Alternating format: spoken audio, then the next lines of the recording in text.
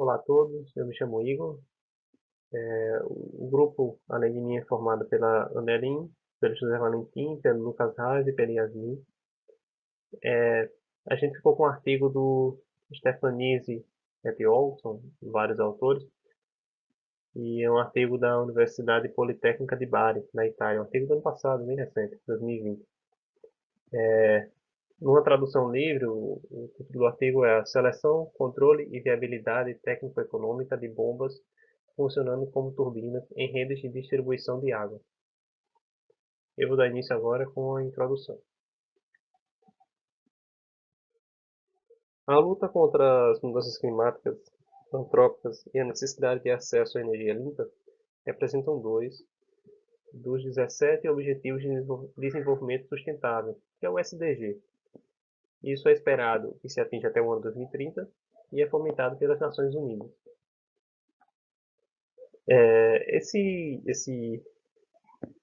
incentivo às fontes limpas faz com que as fontes renováveis tenham mais espaço no cenário mundial. É tanto que no ano 2023, a, a, uma previsão da Agência Internacional de Energia, que é o IEA, é de que a energia hidrelétrica seja 16% da matriz mundial, a eólica 6%, a fotovoltaica 4% e a bioenergia 3%. Entrando mais a fundo no nosso objeto de estudo, que são as hidrelétricas, em 2016 apenas 36% do potencial das pequenas hidrelétricas, que em inglês são SHTs, em português fica PCH, 36% do potencial do mundo era aproveitado. O local onde isso está mais desenvolvido é na Europa, onde 48% do total potencial ele é aproveitado.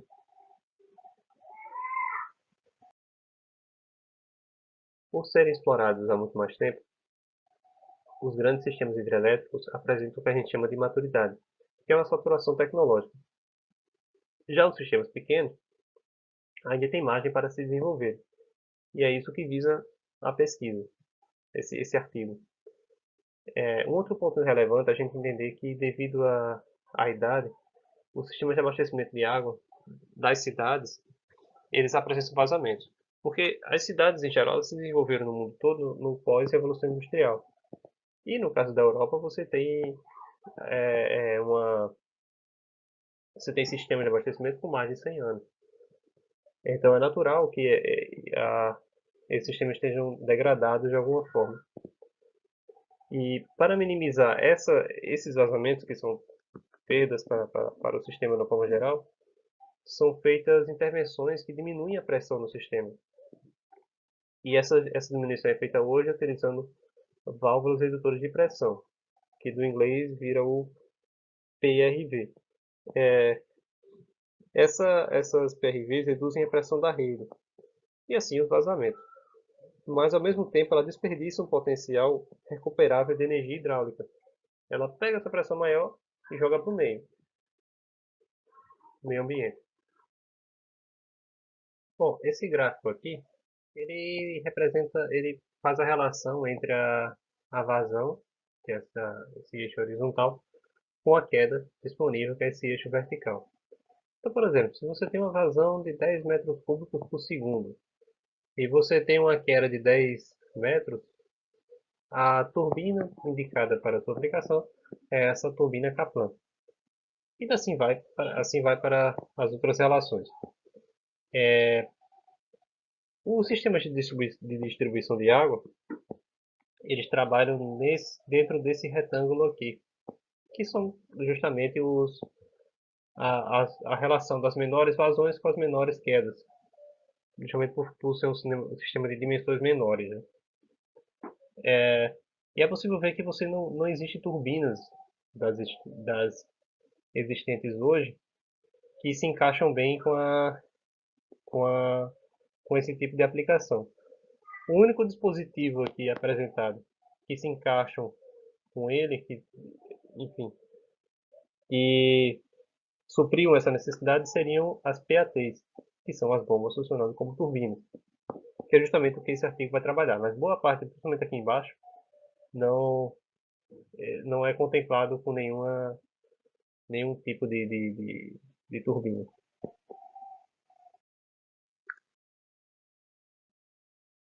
O uso de turbinas aproveita a energia que seria perdida em uma PRV. De fato, uma turbina, porque uma válvula redutora de pressão resolve o problema do sistema hidráulico. O objetivo é diminuir a pressão sobre a tubulação. Mas essa energia é perdida. Então a turbina, além de resolver o problema da tubulação, aproveita aquela pressão para fazer alguma coisa com ela, que é gerar eletricidade. Então essa é a vantagem da turbina em relação à PRV. Mas o principal objetivo, o principal desafio é encontrar uma turbina com potência de até 500 kW. Como foi visto lá no gráfico do slide anterior, você tem uma relação de vazão com altura, com queda. E essa, essa relação nos dá uma potência. Então as potências menores é que não são cobertas pelas turbinas existentes atualmente. O uso de bombas funcionando como turbinas é uma alternativa promissora. Primeiro porque elas são disponíveis comercialmente.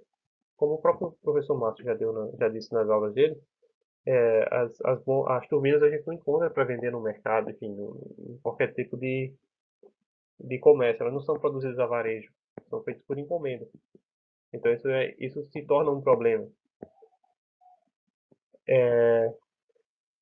E até porque é feita por encomenda, então você tem um custo muito grande. E outro ponto das bombas funcionando como turbinas, elas têm um payback entre 2 e 3 anos.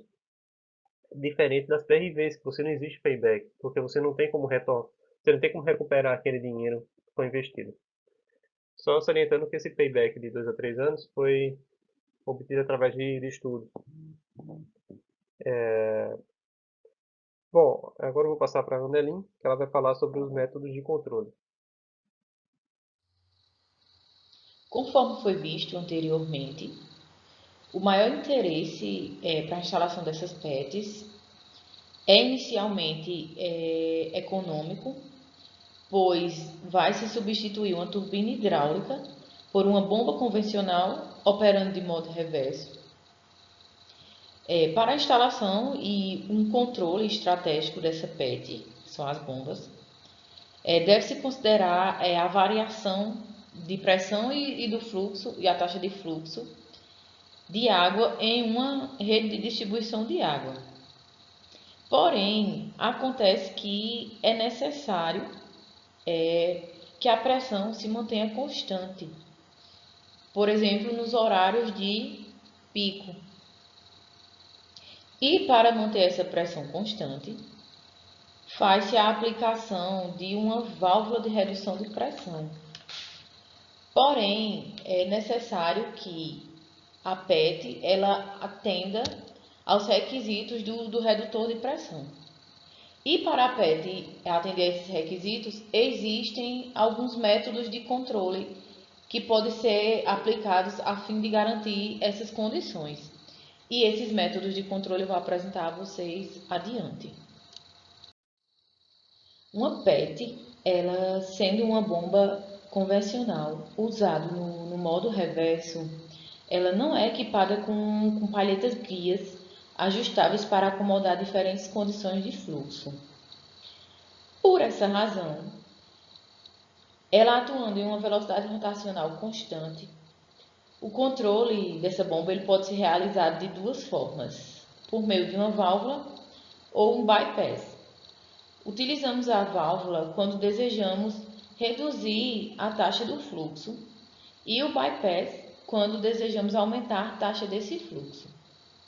É importante destacar que esse controle na adição da velocidade ele ajuda a manter a eficiência da bomba a mais alta possível.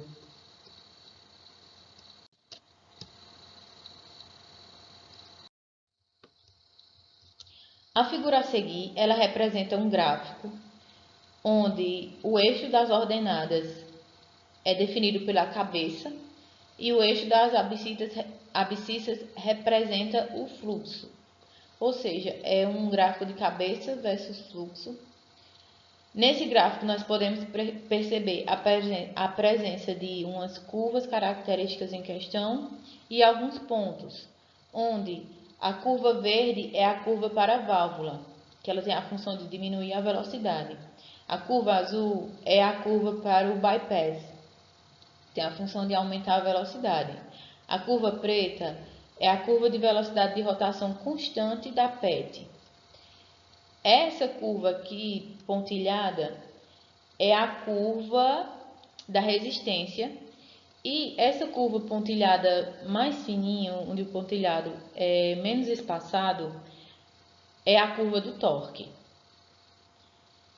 Tendo a PET uma velocidade de rotação constante e, como já mencionado, não possuindo palhetas guia, essa PET ela possui uma curva característica fixa. Logo, se a rede de distribuição exigir uma mudança na taxa de fluxo, é necessário alterar a curva da válvula de redução ou a curva do bypass. Quando a exigência for uma taxa de fluxo menor, a válvula de controle é parcialmente fechada. E quando a exigência é uma taxa de fluxo maior, a válvula de controle ela deve ser totalmente aberta e o bypass parcialmente aberto. Por exemplo, o ponto A ele representa o ponto operacional quando a válvula de redução de pressão é completamente aberta. Ou seja, quando essa válvula é totalmente aberta, existe uma queda de cabeça zero. Uma PET, ela pode ser controlada também modificando sua velocidade de rotação. A figura que vocês estão visualizando, ela representa as curvas características da PET em diferentes velocidades de rotação. 1.300, 1.500, 1.700 e 2.000 RPM, assim também como a curva de resistência e de torque. O ponto A é o melhor ponto de eficiência. Quando a taxa de fluxo necessária é menor, é possível aumentar a velocidade de rotação para que se mova o ponto operacional do ponto A para o ponto C.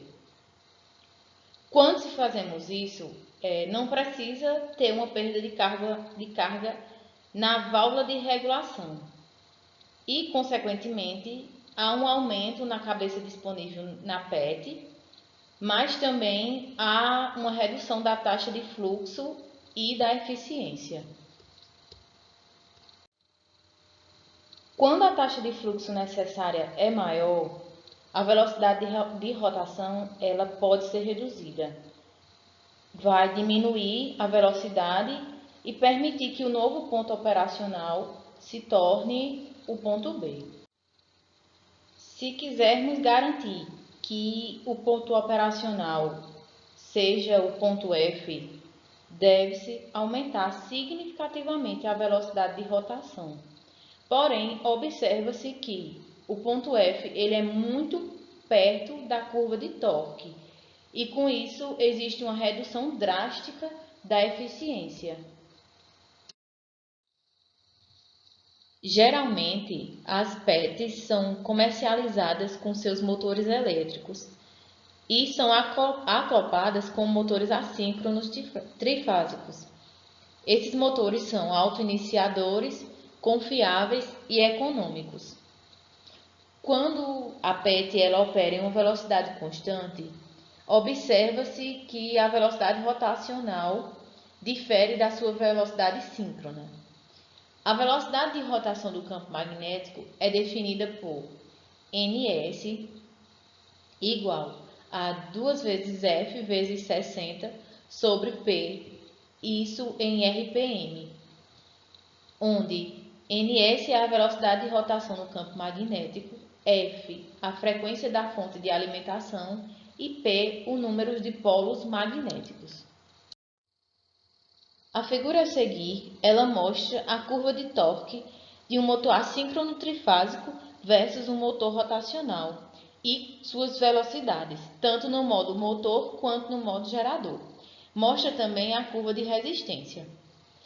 Observa-se que o ponto operacional é definido pela interseção entre essas duas curvas e, observando o gráfico, é possível concluir que a PET ela funciona com a velocidade de rotação maior que a velocidade síncrona. A explicação para o fato de que a PET funciona com a velocidade de rotação maior que a velocidade síncrona está no fator de escorregamento, que é definido como sendo a velocidade do campo magnético associada à velocidade mecânica do rotor, menos a velocidade magnética do estator sobre a velocidade magnética do estator, que é, no caso, a diferença entre a velocidade de operação e a velocidade síncrona na mesma frequência. Uma informação importante é que o controle de velocidade de rotação ele é realizado por meio de um conversor de frequência variável, onde a função desse conversor é alterar a frequência de alimentação a fim de combinar as condições de trabalho em diferentes velocidades de rotação. Eu vou dar continuidade ao trabalho, falando um pouco sobre a metodologia da seleção da máquina. A figura 7, que mostra o fluxograma da metodologia da seleção da bomba e previsão da curva PAT. Essa figura 7 mostra esquematicamente a metodologia proposta para a seleção de uma máquina a ser instalada em um WDN. Uma vez que o usuário conhece a taxa de fluxo diária, os padrões de pressão da instalação local, é possível definir as condições de operação do projeto. A seleção das condições de trabalho do projeto depende de diferentes aspectos, como as distribuições de frequência de taxa e de fluxo e a potência hidráulica explorável. A partir desses dados, é necessário prever o BEP e a mesma máquina e deve fornecer no modo de bomba que BPEP pressão versus HBEP da pressão, a fim de selecioná-lo de qualquer bomba comercial no catálogo. Isso pode ser feito aplicando a proposta empírica do modelo. Conforme representado nas figuras 8 e 9, o modelo é baseado em dados empíricos, correlações que basicamente permitem o cálculo do BEP em modo turbina e do BEP no modo bomba. Por outro lado, sabendo que T é possível estimar NQ e P aplicando a equação 5, que relata a correlação empírica na figura 8. Está aí a representação da equação 5 e a figura 8 fala que o número da velocidade específica no modo de turbina, NQ, T, versus o número da velocidade específica na bomba no modo NQ-P. E aqui na figura 9 representa a razão da carga H versus o número de velocidade específico no modo de turbina NQT. Então, a cabeça e a taxa do fluxo no modo de bomba podem ser calculados por meio da definição da razão da carga específica, velocidade, respectivamente, nas equações 6 e 7. É importante notar que os resultados dados pelo modelo dependem tanto do método proposto quanto no conjunto de máquinas utilizadas para a calibração. Conforme o conjunto de calibração cresce, o modelo pode ganhar generalidade, mas pode perder precisão. Além disso, no que diz respeito à velocidade específica no intervalo, não é muito extenso e o método pode levar a previsões precisas. Bom dia, meu nome é Lucas. Eu vou apresentar sobre o estudo de caso que fizeram no trabalho. Na figura C, a gente vê uma imagem do local da instalação do sistema de distribuição de água, onde foi feita a simulação. Em azul é o reservatório d'água em vermelho, o sistema de redução de pressão. Esse sistema ele existe basicamente porque a pressão que sai do reservatório é muito grande e os equipamentos hidráulicos na cidade não suportam essa pressão. Então, é necessária essa queda de pressão aqui. E a pressão ela tem que ser enviada do reservatório com uma pressão maior, basicamente por causa da distância, ou pode ser pela diferença de altura, enfim, por uma série de razões. Na figura A, aqui a gente vê a vazão que sai do reservatório ao longo do dia. Dá para se separar em duas fases a vazão. Uma das 5 às 14 horas, onde a vazão é maior, e uma durante a noite, em que a vazão é menor. Então, na figura B, a gente vê um gráfico de pressão a montante e a jusante do sistema de redução de pressão, onde a gente vê aqui que durante o dia, das 5 às 16, a queda de pressão é menor. Por quê? Porque a demanda de água é maior nesses horários, então é necessário uma maior pressão nesse horário. Então a queda de pressão é menor. O objetivo desse estudo de caso é avaliar se no local desse redução de pressão, que o elemento principal é a válvula de redução de pressão, a PRV, se não é viável, primeiramente tecnicamente, eles vão analisar, se não é viável substituir por uma bomba funcionando como turbina, a PAT, forma reciclando a energia que seria desperdiçada e convertendo essa energia oriunda da diferença de pressão, converter em energia elétrica, assim gerando uma energia limpa e provavelmente financeiramente viável também. Por quê? Porque você está reciclando uma energia, mas mais tarde vai ser feita uma análise econômica. Não pode eliminar completamente as PRVs do sistema de distribuição de água, porque as PRVs são um dispositivo essencial no sistema de distribuição. É essencial até para as PATs. Por quê? Porque as PATs, as bombas como turbina, funcionando no modo turbina, elas têm uma vazão ideal, em que gera a maior potência, que tem uma maior eficiência as PATs. Então, de forma a chegar nessa vazão, é instalado uma PRV antes da PAT. Essa PRV ela funciona durante a noite. Ela diminui a pressão de forma a aumentar a vazão que chega na PAT, chegando assim na vazão ideal. Como é que essa vazão ideal foi definida? Da PAT no modo turbina. Como a vazão flutua ao longo do dia, foi estabelecido que a vazão da PAT no modo turbina de maior eficiência seria entre a vazão do dia e entre a vazão da noite, de forma que seja viável fazer esse controle de vazão, de flutuação de vazão. Então, de noite, a PRV1 diminui a pressão de forma a aumentar a vazão na PAT. E de dia, quando a vazão é maior, a PRV2 é aberta, de forma a parte da vazão circular pelo bypass. Dessa forma, diminuindo a vazão e chegando-se assim na vazão ideal, da parte que gera a melhor eficiência, que é esse QBPT, da parte no modo turbina. E através da relação previamente modelada, Qzinho, entre a vazão ideal da parte no modo turbina e a vazão ideal no modo bomba da parte, chega-se na vazão ideal no modo bomba da parte. E por que chegar na vazão ideal no modo bomba? Porque os fabricantes de bombas eles não fornecem as características, a curva característica das bombas no modo turbina. Então precisa primeiro modelar essa razão aqui, Qzinho.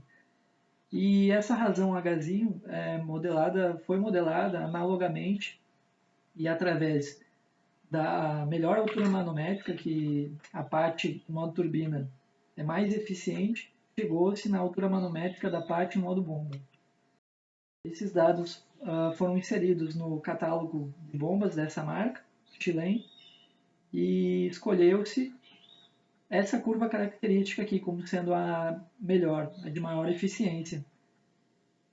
E a partir dos dados geométricos da turbina, por exemplo, diâmetro, fez-se uma previsão da altura manométrica e da eficiência da parte, funcionando como turbina, para diferentes vazões, chegando assim numa vazão ideal, que foi feita uma simulação, primeiro com a vazão ideal para o modo dia. Isso aqui é a simulação em azul, mostra as características do local da instalação, a vazão e altura manométrica da noite, em que as vazões são menores e as alturas manométricas são maiores, e de dia as vazões são maiores e alturas manométricas menores. E essa curva aqui é da parte, no modo turbina, para uma rotação fixa, que foi calculada a partir dos dados, dos parâmetros pro modo dia. Então eles chegaram nesse ponto aqui como ideal para a geração durante o dia. Porém a gente vê que a curva da PAT ela não chega próximo aos parâmetros de vazão e altura manométrica do local da instalação durante a noite. Portanto, uma segunda simulação foi feita, onde reduziu-se a velocidade de rotação do rotor. A velocidade de rotação, que é um pouco maior da velocidade síncrona do rotor, no modo dia 2520, e no modo de noite, de forma a chegar numa maior eficiência da turbina, se fez essa simulação, tendo um modo de controle que reduz a rotação do rotor. A tabela 1 aqui mostra a energia disponível no local, que é basicamente a energia que é desperdiçada pelo sistema de redução de pressão, e na tabela 2 a gente vê as duas simulações. A de noite é quando diminui-se a rotação do rotor, de modo a trabalhar com uma melhor eficiência durante a noite. Essas duas simulações, durante o dia, elas geram a mesma quantidade de energia. Já durante a noite, a simulação 2 gera um pouco mais de energia. Portanto, tecnicamente, pode-se dizer que é mais viável o sistema com controle de redução de rotação do rotor para ser utilizado durante a noite. Ele produz mais energia que durante o dia. A razão entre a energia produzida e a energia disponível é a mesma, e durante a noite essa razão é um pouco maior para a simulação 2. Portanto, tem que ser analisada economicamente, financeiramente, ver qual o caso que é mais viável economicamente. Obrigado. Olá, meu nome é Valentim e eu vou abordar a parte de análise econômica do estudo. Inicialmente eu trouxe alguns dados que foram utilizados para indicadores econômicos que eu vou mostrar um pouco mais à frente, e esses dados foram o período considerado, que foi de 15 anos, que é uma estimativa de vida útil para os equipamentos serem utilizados, tanto elétricos como hidráulicos.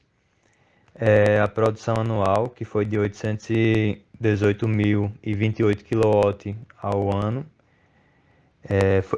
Esse valor de produção foi convertido a um preço de venda de referência lá pelas entidades regulamentadoras da Itália, e se chegou a um total de 127.612 euros, ao ano. E o outro dado foi a manutenção e os custos operacionais, que são dados por 0,5% e 2,5% do custo total do investimento, que também é chamado de custo de capital.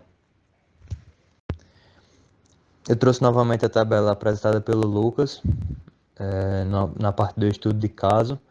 Primeiro, para ratificar que realmente o sistema com controlador de velocidade, ele à noite produz mais energia, ele tem uma eficiência maior, mas para fins de análise econômica, apenas o caso 1 foi considerado, porque os autores entendem que, apesar da maior eficiência, você também está tendo um gasto de energia toda noite para poder estar ativando esse controlador. Então só foi considerado o caso 1. E eu trouxe também outra tabela, que é a tabela dos custos de implementação, né, de uma PAT no sistema. E tem aí custos hidráulicos, equipamentos hidráulicos, no caso, equipamentos elétricos, mão de obra, a parte de engenharia e os custos totais, né? Esse dado também é bastante importante no estudo de análise econômica. Eles são levados em consideração. Na tabela 4, nós temos os indicadores econômicos que foram utilizados no estudo, que são eles o payback, né, que é o mais conhecido, que é o tempo de retorno de investimento, ele é dado em anos. O retorno total do investimento, que é dado em porcentagem. Esses dados, esses indicadores foram levados em conta para 15 anos, né, que é o tempo do estudo que foi feito. O outro indicador é a taxa de benefício sobre custo, que é basicamente a receita que é gerada sobre o custo para ela ser gerada, ou seja, é um número que quanto maior é mais positivo para o investimento. O NPV na tabela, que é o valor presente líquido, VPL traduzido, ele é o valor total do projeto, incluindo custos e receita, ou seja, ele é um valor que pode ser tanto positivo como negativo. E para ser lucrativo, né, a gente entende que tem que ser um valor positivo. E o último indicador é a taxa interna de retorno, que é a taxa mínima para zerar ou igualar o investimento e a receita. Ou seja, ela é dada em porcentagem, certo? E ela é interpretada da seguinte forma: quanto maior essa porcentagem for, quer dizer que o investimento é mais lucrativo.